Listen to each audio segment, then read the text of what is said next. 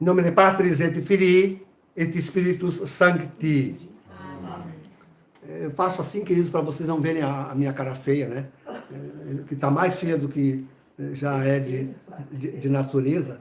Então, o que importa realmente é me ouvir. Aliás, tão poucos têm feito isto. E por isso eu vejo tanta pregação e tantas palavras aí que dão em nada. Aliás, seria interessante que alguns ouvissem. Pena que eu não fiz uma live, eu devia ter feito uma live quando o Francisco estava no hospital.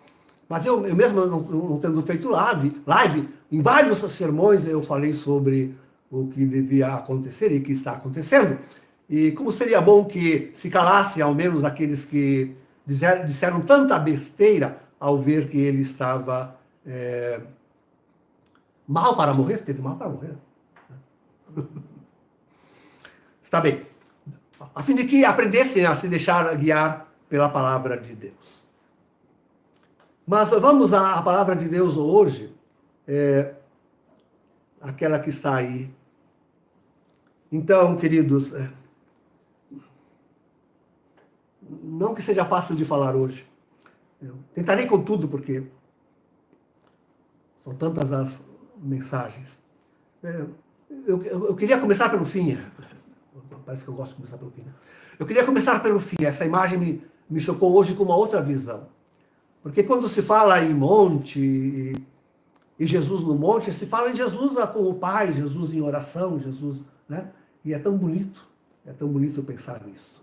E sempre lembrando Moisés lá sobre o monte também, né? Recebendo a lei. Então, é muito bonita essa imagem de Jesus, como termina o Evangelho de hoje, sozinho no monte. Porque ali a gente pensa, ele foi encontrar com o Pai. Mas o que me chocou hoje foi ver justamente Jesus sozinho. Quando falo num contexto no qual nós vivemos. A ponto de podermos nos perguntar, mas será que afinal Jesus realmente não está sozinho? Será que ao fim, nós estamos no fim, queridos, será que ao fim Jesus não fica sozinho? Esse é o grande medo que me assaltou hoje, ouvindo esse Evangelho. Será que vamos deixar Jesus lá no monte, sozinho? Sozinho? Agora vamos dar um pulo para o início. Né? A notícia de que Jesus foi para o outro lago, do lago de Genezaré de Tiberíade. Eu lembro de Padre José Kentenich, o fundador daquela movimento de Schoenstatt. Então, quando o Padre José Kentenich falava que Jesus vai para outra margem, ele falava que Jesus ia para o céu, para Jerusalém, para o... Ele lembrava mais, sobretudo, os últimos acontecimentos, a outra margem é do lado de lá, isto é, não deste éu, mas do éu futuro. Disso que lembrava José Kentenich, Padre José Kentenich. Sim, e eu gosto muito dessa ideia, muitas vezes eu a tomei quando meditei esse Evangelho. Mas hoje eu queria tomar a outra margem como sendo a igreja. Não vos choqueis com aquilo que eu vos digo agora, é que Jesus deixou Israel. Israel ficou na margem anterior. Jesus deixou o Israel histórico, o Israel antigo, e foi para a outra margem, isto é, foi ao encontro da sua igreja. Foi para o monte onde se edifica a sua igreja. Agora sim, Jesus está no seu lugar. No monte do seu lugar, que é a sua igreja. Esse é o belo de tudo isso que se diz neste Evangelho. Jesus está aí com a sua igreja. Jesus vai para o lado da sua igreja. Tá bem. Essa ideia, esse é o pensamento. Admira, sobretudo nós hoje, né?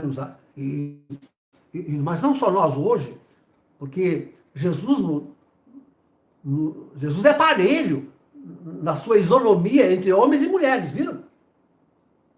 Nós temos uma grande lição no tratamento de Jesus com as mulheres. Uma grande lição. Ele é realmente, ele trata com igualdade homens e mulheres, realmente trata. Talvez um modo mais rápido de reconhecer isso é examinando o capítulo 15, central, aliás, o capítulo 15 de Lucas. Nós estamos em João, né? Mas o capítulo 15 de Lucas, aquelas 3 parábolas, sempre é o homem e a mulher. Não todas. A última do filho pródigo não é. Mas a primeira da moeda, uma é da moeda perdida e outra uma de um homem e outra é de uma mulher. Né? Uma é em relação a um homem, mas logo ele ajunta a relação à mulher que perde a dracma. Então, a isonomia do Senhor. Contudo, ela realmente não aparece nesse texto, hein? Nesse texto não aparece. O que diz aí o texto? Diz que uma multidão seguiu Jesus. E, contudo, quando Jesus está em diálogo com seus discípulos, e assim até agora, ao fim do Evangelho, ele só fala em homens. 5.000 homens. Manda os homens se sentar. Sirvam os homens. E não sei o que, os homens. E os homens disseram, se admiraram. Só os homens. O que é isso? Por que isso? Jesus, afinal, é de uma isonomia tão bela. De fato, a meio texto, se diz que Jesus levantou os olhos. Gente, nós estamos em João. O levantar os olhos de Jesus é lançar um olhar à história. Esse olhar de Jesus é um olhar para a história. Para toda a história da salvação. E como Jesus sobe ao monte, que é a igreja, e ele está falando aí só de homens, com certeza, e vejam que nós estamos falando de Eucaristia, no fundo não esqueçam disso, estamos falando de Eucaristia. Mas enfim, antes, Jesus olhando para eu diria que Jesus levanta os olhos para os homens, aquela multidão de homens que vão servi-lo na igreja, como sacerdotes. Jesus olha aqui para os sacerdotes, bispos e presbíteros.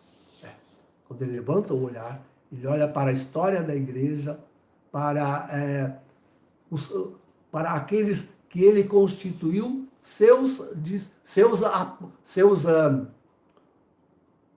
representantes, né? Aqueles que deviam continuar o seu serviço, o seu trabalho. Então, nós devemos agora ficar pensando nos nossos sacerdotes, hein? Na multidão dos nossos sacerdotes. Tá bem. Mas é interessante que quando a multidão segue a Jesus, segue por um motivo não mau, não é um motivo mau. Seguem porque viram que ele curava os doentes. Seguem-no, pois, com os seus doentes para receberem a cura. É uma motivação boa, não é uma motivação má. É uma motivação boa, mas não perfeita. No fim do Evangelho, se diz que... Estou dando nó na cabeça de vocês? Estão conseguindo acompanhar? No fim do Evangelho se diz que Jesus sabia o que eles queriam fazer ele rei, por isso ele escapuliu. Né? Sabia a intenção deles de fazê-lo rei, e por isso Jesus escapou. Mas acontece que Jesus é rei. Não é um mau intento fazer Jesus rei. Contudo, nem a multidão que ia atrás de saúde, nem aqueles que, maravilhados com o milagre, queriam fazê-lo rei, e confessavam-no como o profeta. O profeta. Viam aí um sentido messiânico. Viram um sentido messiânico. E, contudo, a sua intenção, embora sendo boa, Jesus é rei, né? Não era completa, não estava bem. Não estava ainda como devia ser. Não era este o seu reino. Não era este o seu reino. Não foi assim que Jesus veio. Então, queridos, quando Jesus sobe ao monte, e se diz que subiu ao monte com seus discípulos, não se diz que subiu ao monte com a multidão. Se diz depois que ele levantou os olhos e viu a multidão. Mas esse já é um levantado dos olhos histórico. Hein?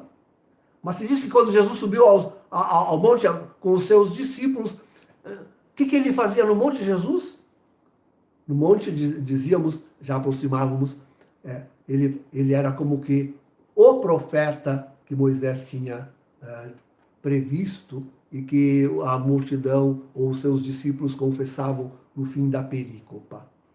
Mas aí no monte, que é a igreja, aí nesse monte que é a igreja, Jesus vem fazer sobretudo, Jesus vem fazer sobretudo duas coisas. Isto é, vem fazer a revelação de Deus, a pregação.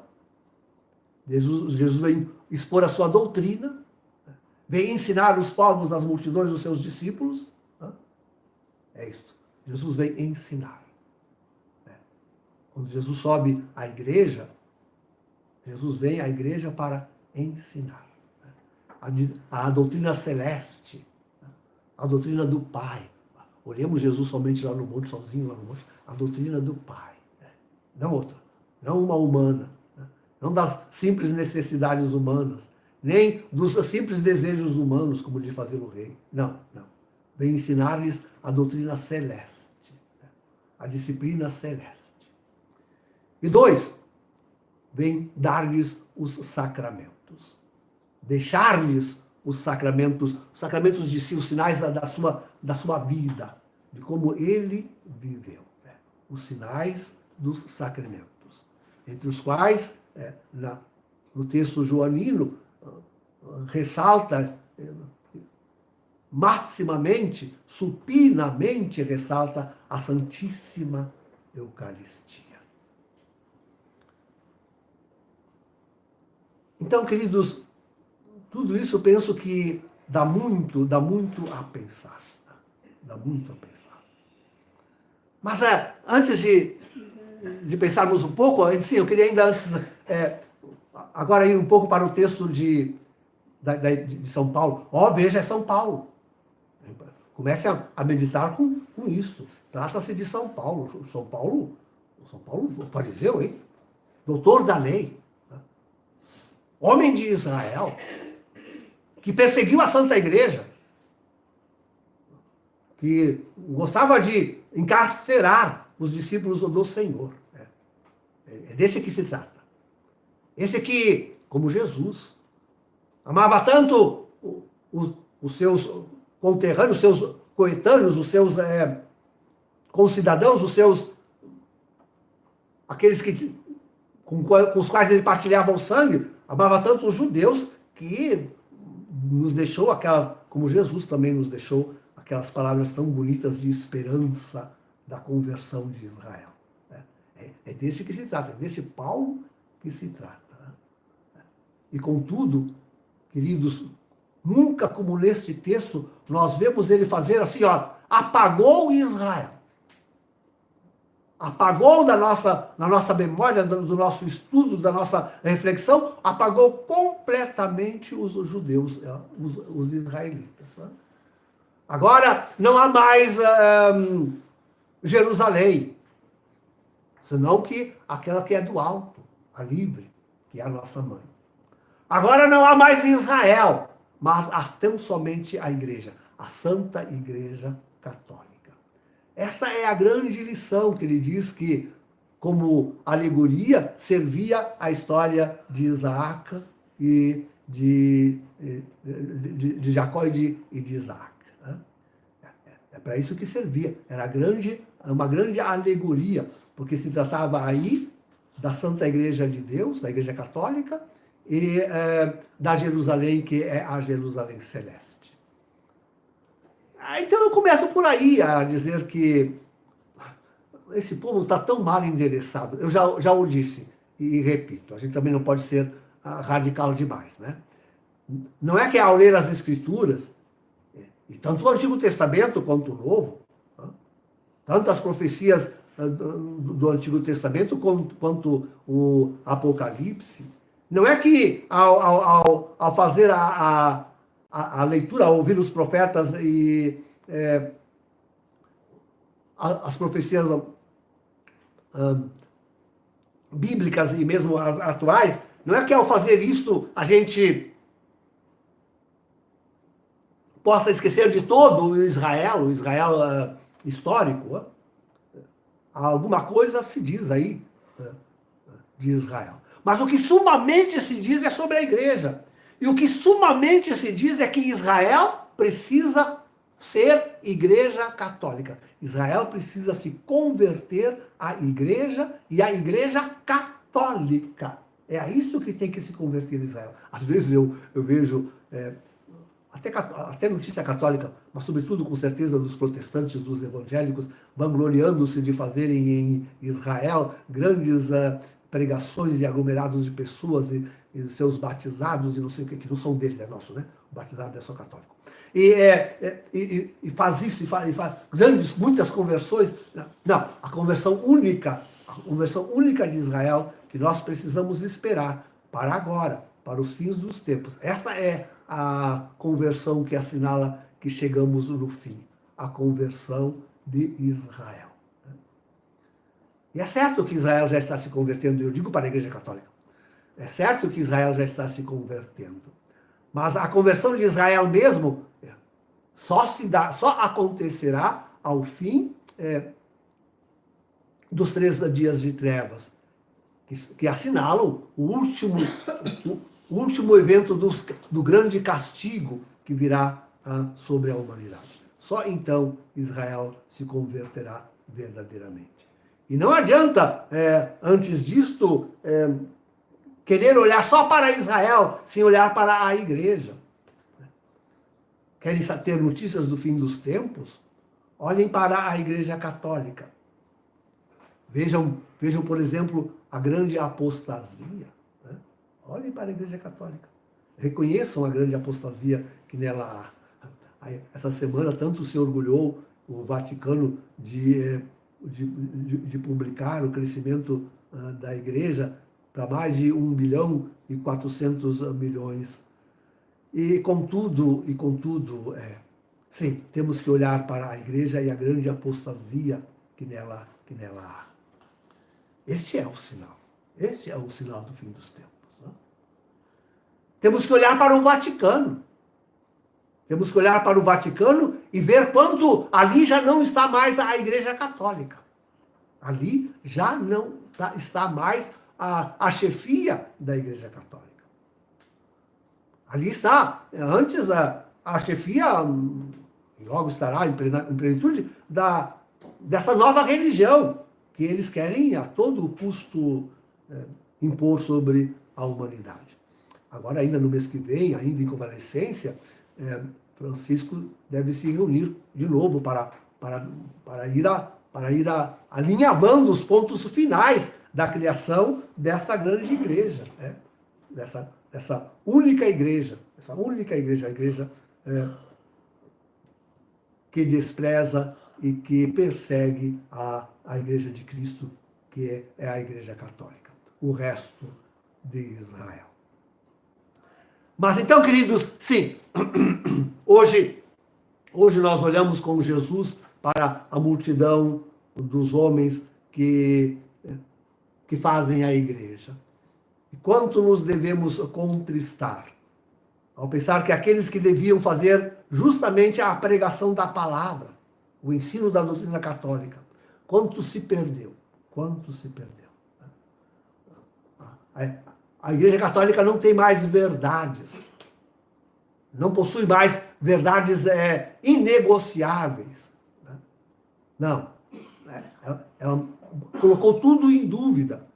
Tudo nessa contra-igreja, isso não é a Igreja Católica. Tudo nessa contra-igreja aponta para qualquer outro sinal que não é Deus. Deixam Jesus sozinho lá no monte. Deixam Jesus sozinho. Eles se voltam para a terra. Vejam a campanha da fraternidade aqui no Brasil. Vejam aquilo que apoia Francisco e o Vaticano, que é só coisa realmente mundana. E aquilo que não é mundano, eles tratam de de chafurdar no mundanismo. No mundanismo.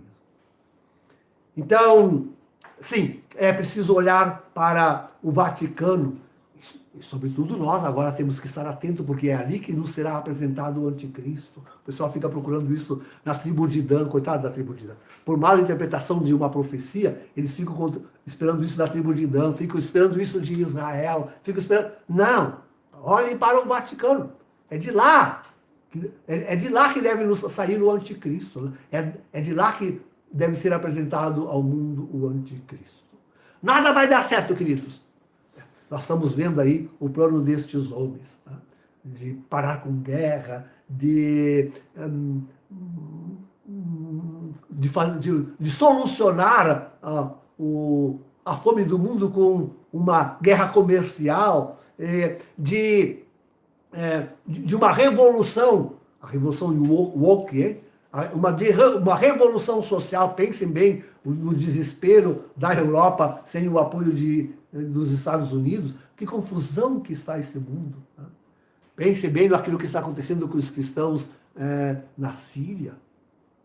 Pensem bem com o que está enfrentando o novo Estado de Israel com Hamas, com Hezbollah, com Síria, com Irã, pensem, com os Houthis. Pensem bem, pensem o que está acontecendo.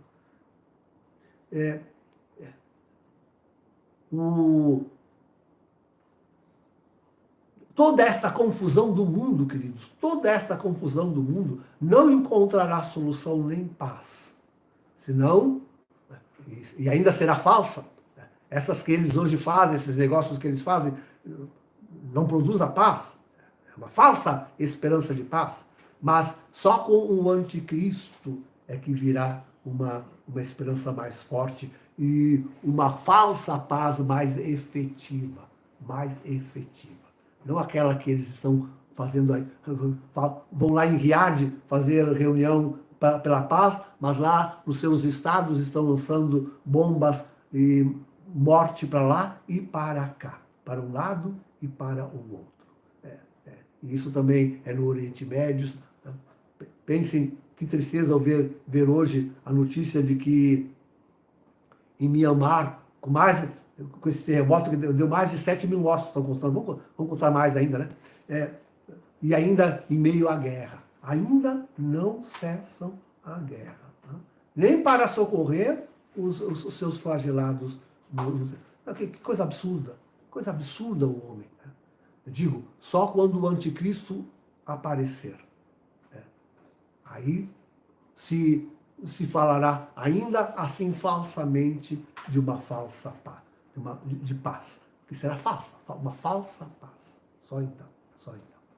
É isso que precisamos apreender.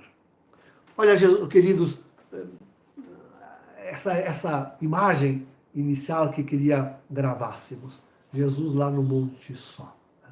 Só Jesus está somente lá no monte, sozinho lá no monte. É preciso que subamos a este monte. Jesus precisa de companhia. Ele não pode ir ao Pai sozinho. Jesus não pode voltar ao Pai só. Ele quer sim que uma multidão incomensurável o sigam. Uma multidão de homens e de mulheres o sigam. Mas para isso ele precisa que a sua doutrina seja vivida, seja aceita e vivida. Para isso ele precisa da Eucaristia, queridos. Onde estão os homens? Onde está aquela multidão de homens, sacerdotes, capazes de oferecer a Eucaristia a Deus e aos homens? Onde estão? Quem no nosso tempo oferecerá a Eucaristia de forma lícita e válida? Esse é um outro olhar que nós podemos dar ao Vaticano, de quando tornar inválida a missa. Vai tornar inválida a missa, ainda vai nos acontecer isso. Vai nos acontecer ainda tanta coisa. Ainda vai nos acontecer isso, de a missa tornar-se inválida. Onde estarão aqueles homens Homens, só homens. Agora não deve ter mulher, porque colocarão mulher também no altar. Colocarão homens casados e mulheres no altar. Coisa que Deus não quer. Onde estarão aqueles homens? Aqueles homens capazes de partilhar com a humanidade a doutrina divina e celeste e de alimentá-los com a Eucaristia? Onde estão estes homens? É esses que nós devemos preparar com essa Santa Quaresma. Estamos perto da Páscoa, diz o texto. Estamos perto da Páscoa, queridos. Era tão importante que estes homens, afinal, aproveitassem essa Páscoa e se convertessem para ver onde está a igreja e quem são aqueles que estão subindo o monte, para encontrar Jesus, fazer-lhe companhia nesse caminho para a salvação, para o céu, para Deus. Onde estão estes homens? Em nome do Pai, do Filho e do Espírito Santo. Amém.